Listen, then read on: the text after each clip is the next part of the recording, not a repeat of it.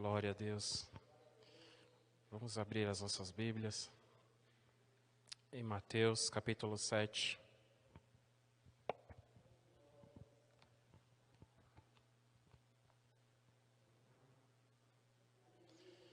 Vamos ouvir a palavra do Senhor. O Senhor tem muito a falar ainda conosco nesta noite. Todo o tempo Ele tem falado conosco, todo o tempo. Capítulo 7 do Evangelho de Mateus.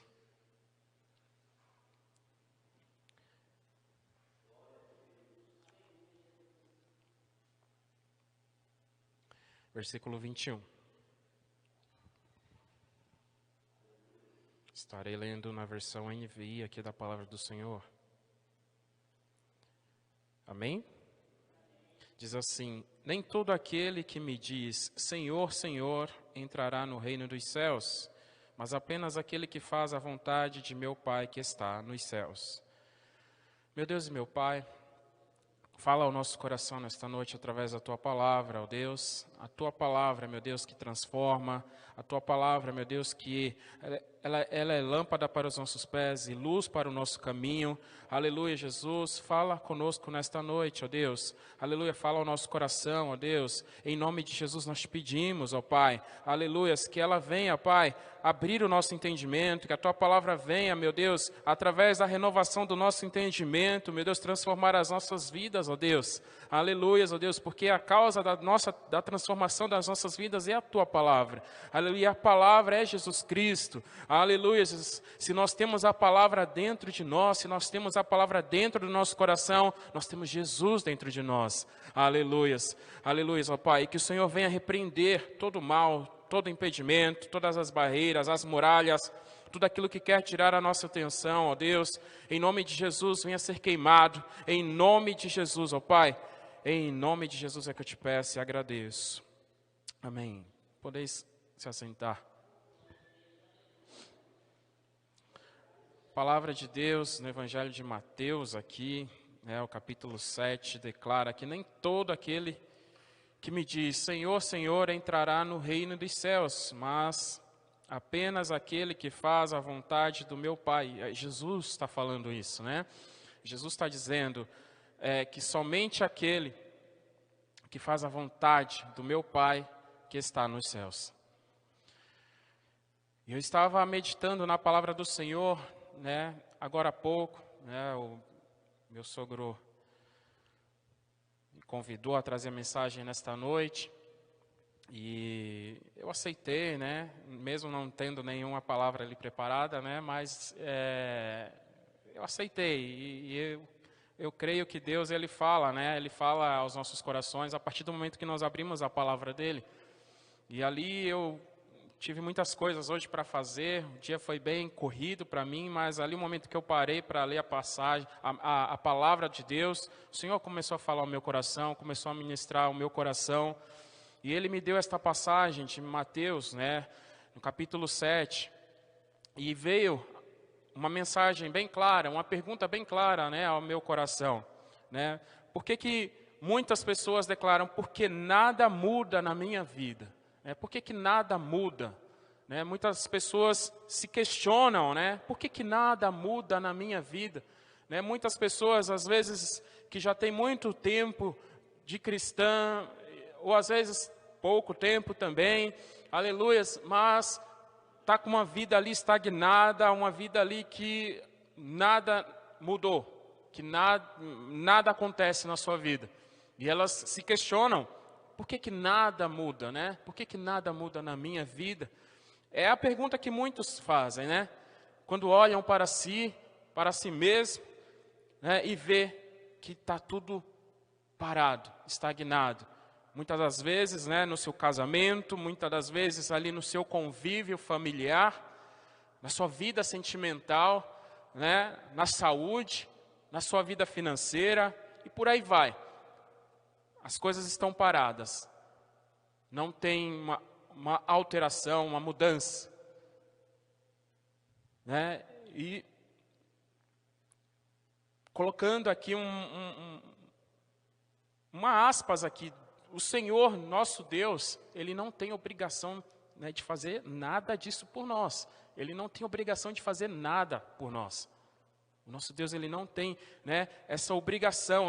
Como se Ele fosse obrigado, você é um cristão, você se converteu, então eu vou fazer isso por você. Eu vou fazer aquilo que o seu coração deseja. Eu vou fazer aquilo que você está querendo muito. Não. Nosso Deus não tem obrigação de fazer nada por nós. Né? Ele não tem. Então,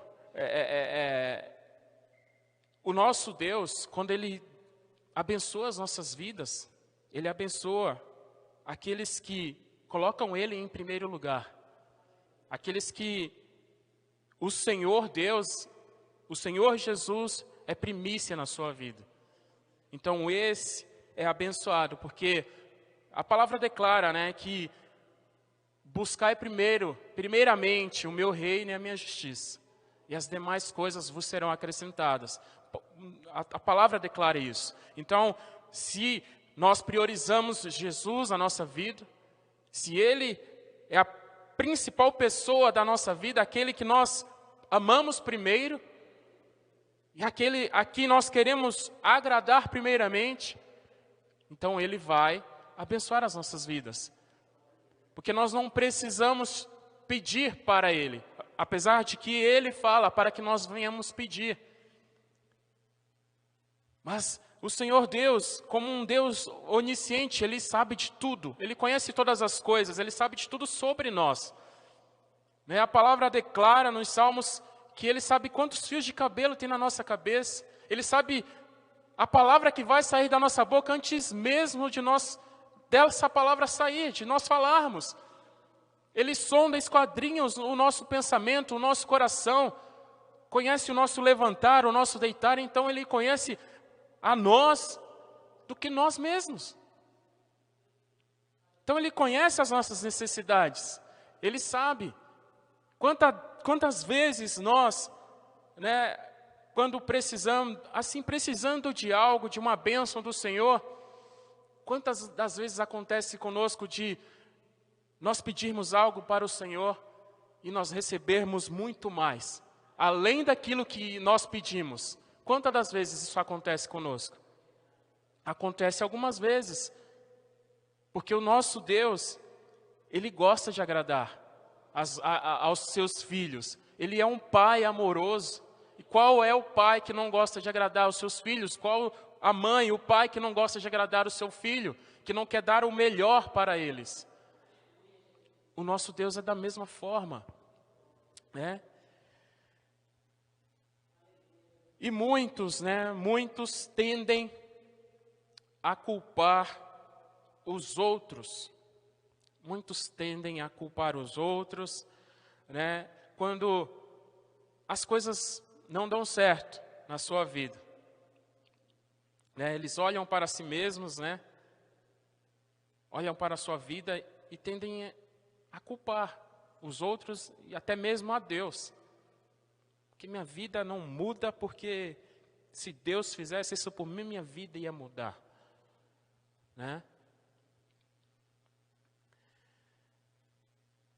Essas pessoas, elas precisam analisar a si próprias, olhar para dentro de si de forma analítica e analisar a sua própria vida. O que eu estou fazendo?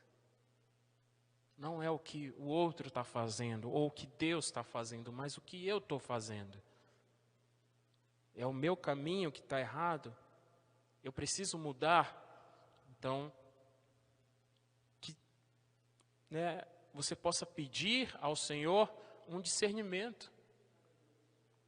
Que o Senhor vai mostrar onde nós estamos errando, ou podemos, né, ali estar errando. Né?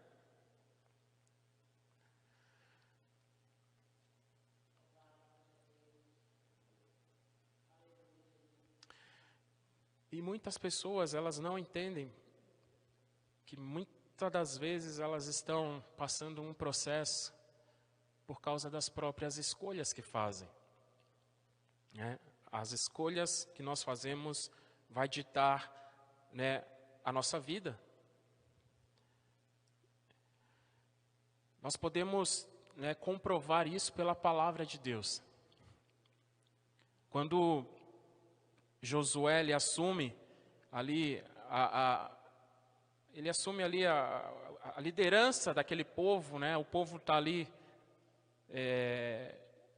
na iminência ali de entrar na terra prometida.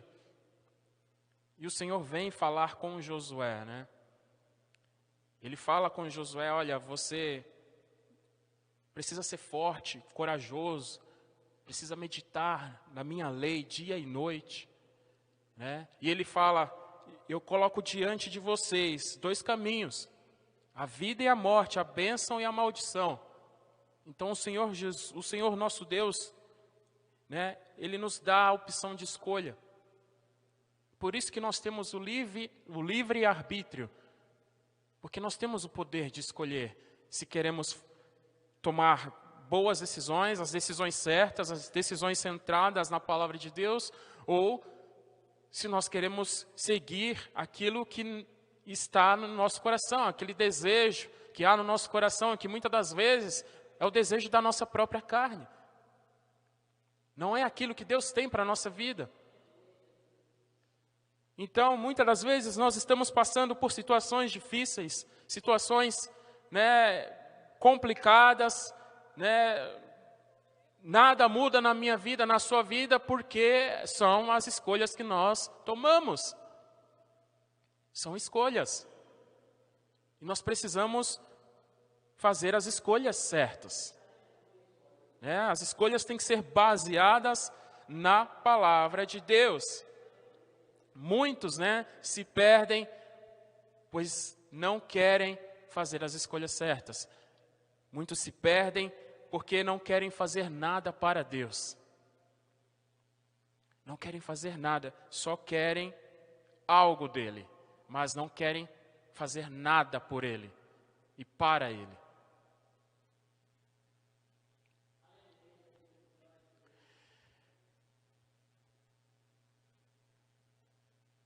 Quando nada acontece na vida dessas pessoas, muitas tendem a se frustrar, né, pois acham que a sua vontade tem que ser feita a todo custo. São como pessoas mimadas, né? Pessoas mimadas, aquelas pessoas mimadas, elas no seu pensamento, a sua vontade, ela precisa prevalecer sempre.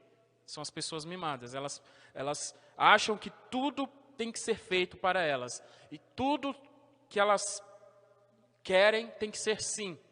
Nunca não. Pessoas mimadas, elas agem dessa forma. Tudo para elas tem que ser o que elas querem. E se não for do jeito que elas querem, da maneira que elas querem, não está bom. Não está certo. Né? E são pessoas chatas, pessoas mimadas são pessoas chatas. Quem já conviveu com pessoas mimadas, né, sabe do que eu estou falando. E tem muitos cristãos mimados. Tem muitas pessoas que estão na igreja, na casa do Senhor, na presença dEle, mas são mimadas, querem que Deus faça tudo por elas. Mas elas não querem fazer nada para Deus. E aí quando nada muda na sua vida, quando Deus ali não atende aquilo que elas estão querendo, ansiando, elas se frustram, né? Tende a se frustrar. E aí faz bico para o Senhor, né? Tende ali a virar as costas para o Senhor. Muitas até saem da igreja porque o que era importante para elas não era o Senhor Jesus, mas era aquilo que ela estava buscando. E se eu não recebi, então eu não vou para a casa do Senhor mais, eu não vou mais ser crente. Né? Como se Deus dependesse desses tipos de pessoas. Deus não depende de ninguém. Nós que dependemos dEle, somos nós. Nós dependemos do nosso Senhor. Né? Então, tem pessoas que agem desta forma. Né? Já viu aquele tipo de pessoa, que entra numa empresa, um lugar para trabalhar, e ela acha que ela é a última bolacha do pacote, né? E aí ela pensa que por causa do conhecimento que ela tem, se ela sair dali, nada vai funcionar mais, ela é insubstituível.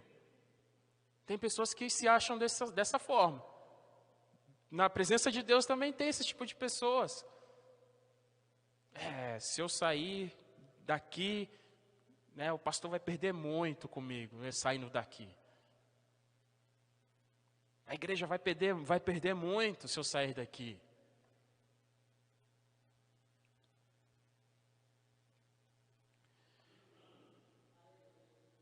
Nada está bom, né, para esse tipo de pessoas. Os irmãos não agradam essas pessoas, não prestam para essas pessoas, né? Seus irmãos não prestam. A igreja não presta, não agrada essas pessoas. O pastor também não agrada esses tipos de pessoas.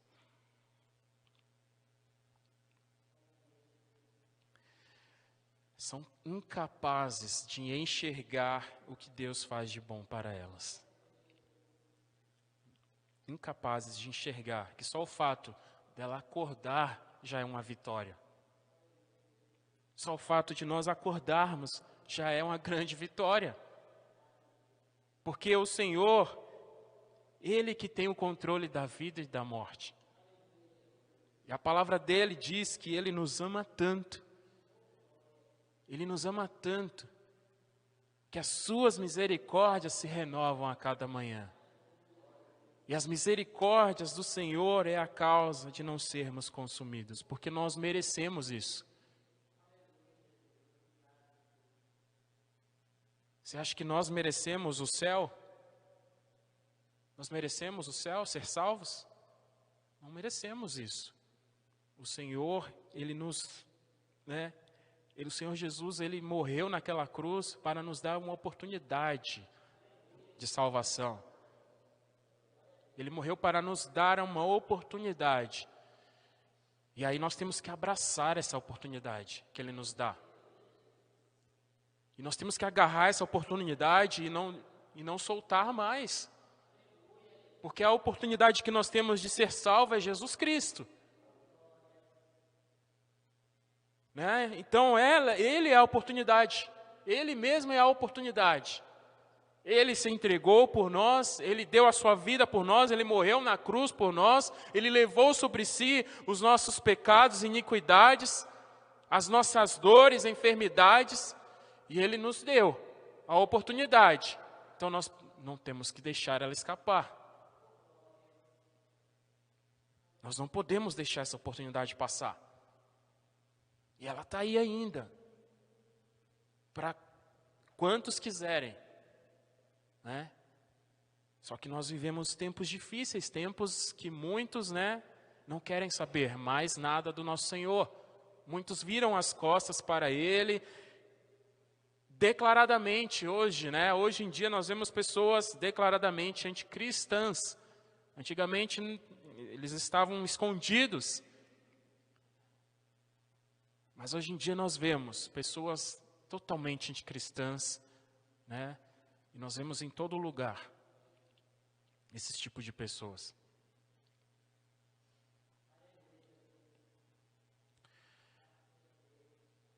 E se nós olharmos para a palavra de Deus, aqui, vemos que essas pessoas não se agradam com o que Deus fazem por elas. E quem eram assim? Quais eram as pessoas que eram dessa forma na palavra de Deus? Os israelitas, quando eles saem do Egito, os israelitas saem do Egito, o Senhor liberta esse povo.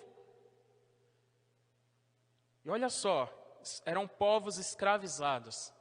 Eles trabalhavam ali só para terem ali o que comer. Eles trabalhavam por comida, basicamente por isso. Porque é por isso, foi isso que aconteceu ali quando veio o tempo da fome e as pessoas se vendiam para ter o que comer. Então elas vendiam a si próprias para serem escravas, para terem o que comer. E isso passou muitos anos. São 400 anos de escravidão. Sendo escravos. Então só o fato dessas pessoas serem libertas já é uma grande vitória.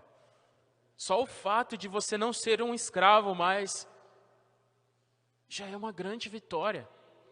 Mas esse povo não enxergava isso. Eles já tinham sido libertos, estavam em liberdade, mesmo que estivessem ali no deserto, estavam livres. E o Senhor livrou com grande poder, porque eles tinham ali, eles viam, né, o manifestar de Deus todo o tempo. Todo o tempo eles viam o manifestar de Deus, a glória de Deus. O Senhor estava todo o tempo cuidando daquele povo. Havia uma coluna de nuvem durante o dia, uma coluna de fogo durante a noite.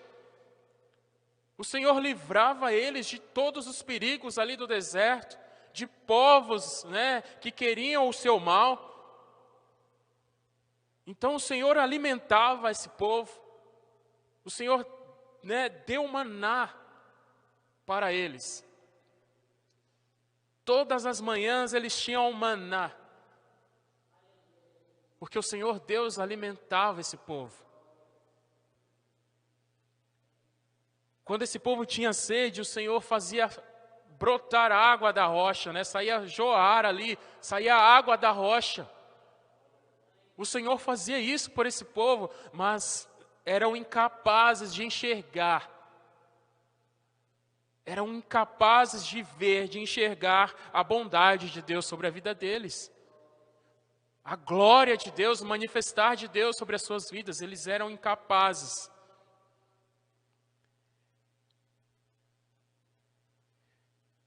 E nós temos muitos israelitas hoje no nosso meio, no nosso tempo. Agem como esses israelitas aqui. E como mudar? Como mudar, né?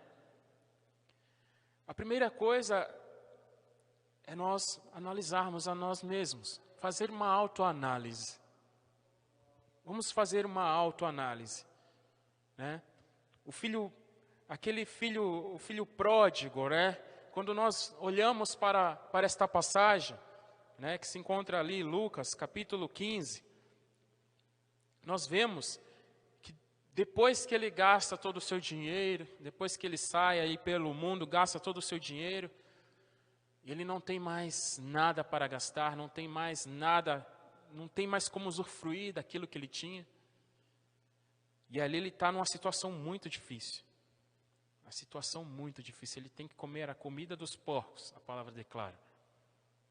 Mas a palavra de Deus declara no versículo 17 do capítulo 15 de Lucas, que ele caindo em si, ou seja, ele olhou para a situação que ele estava passando, ele olhou para si mesmo, né, ele fez uma autoanálise. Olha onde eu estou. E o que eu tinha? Ele olha para si mesmo. Então a palavra de Deus declara, caindo em si mesmo, disse: quantos empregados do meu pai têm comida com fartura e eu aqui morrendo de fome? Então a primeira coisa, você tem que fazer uma autoanálise. Analisar, olhar para si mesmo. O problema sou eu, não são os outros, não é Deus. A segunda coisa é tomar as decisões, tomar uma decisão, e tem que ser a decisão certa. Né? A decisão precisa ser a decisão certa. Versículo 18, ele toma uma decisão. Né? Ele pensa ali consigo mesmo, vou me levantar, voltar para o meu pai e dizer a ele: Pai, pequei contra o céu e contra ti. Então ele toma a decisão. Né? E a terceira coisa, você tem que agir. Às vezes você tem ali a vontade, mas na hora de fazer, você não faz. Então você tem que tomar a decisão e tem que agir. A decisão ali é só uma parte. A ação é outra parte. E o versículo 20, né, nós vemos, a seguir levantou-se e foi para o seu pai. Ele ainda estava longe quando o pai o viu, o qual, movido por compaixão, correu, abraçou-o fortemente e ternamente o beijou. Então, ele se levantou e fez algo por si mesmo. Ele foi até o pai. A quarta coisa é se arrepender. Se nós nos analisamos a nós mesmos, nós vimos que nós estamos errados, então nós temos que nos arrepender, pedir perdão ao nosso Senhor. Pai, eu pequei. O filho, né, pródigo, ele faz isso. Que no versículo 21, né, diz assim, o filho disse, Pai, pequei contra o céu e contra ti. Não sou mais digno de ser chamado teu filho. Nos arrependermos, né, e pedir perdão ao nosso Senhor. Né, após essas atitudes, né, a nossa vida vai mudar, a sua vida vai mudar com certeza. Né, e a partir desse momento aí você vai enxergar tudo aquilo que Deus faz na sua vida. As pequenas coisas que Deus faz e que são tão importantes para nós. Às vezes pode ser algo significante para outro, mas para nós é algo muito grande. Né? E às vezes pode ser algo pequeno, mas muito importante. Muito importante. E são coisas que às vezes nós vemos, nossa, mas só isso, mas lá na frente nós vamos enxergar, nossa, se não fosse aquilo, eu não estaria aqui. Né? Então quando nós decidimos nos arrependermos, pedir perdão, mudar a nossa vida, nós conseguimos enxergar o bem que Deus faz por nós. Né? As boas aventuranças que Ele faz por nós. Né? E se nós analisarmos a palavra do Senhor, os salmos, né, são ótimos exemplos. Os salmos, né, são ótimos exemplos para nos encorajar. Né? Porque neles, nós vemos claramente que muitos deles nós vemos ali a dor, né? Nós vemos a dor, a angústia, o sofrimento de quem escreveu aquilo ali.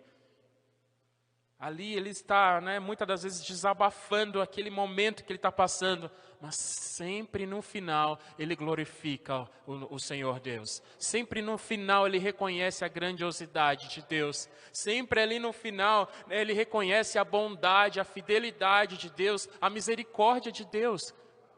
Se nós lermos os salmos, nós vemos que a maioria deles, no final, sempre vai reconhecer o nosso Senhor Deus como um Deus soberano. Amém? Deus abençoe a vida de cada um.